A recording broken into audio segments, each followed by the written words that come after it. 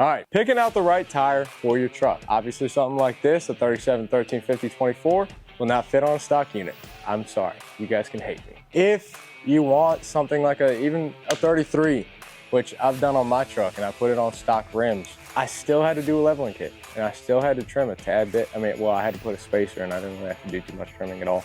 But I had to put a little spacer in, which I do not advise putting spacer in, so everybody knows I'm just a hypocrite. Fitting any of these tires on a stock unit is insanely difficult and will cause a lot of problems. So fitting a 37, typically you'll see people do 37, 13, 50, 24s on 2500s. Not saying you can't do it on 1500s, it's just that it doesn't happen too much.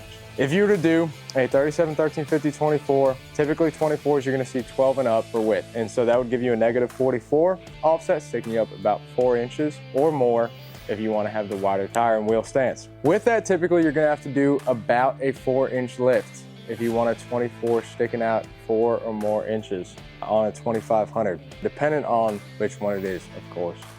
33s, honestly, height-wise, it's right about the same as to what most of the companies are putting in their stock units for 1500s. You'll see Fords, I believe Toyota is actually one of the only ones that doesn't, unless it's the TRD Off-Roader Pro, and that comes out to a 33, 10.6. And so the only thing changing in that is gonna be the width of your tire. This is a 1250.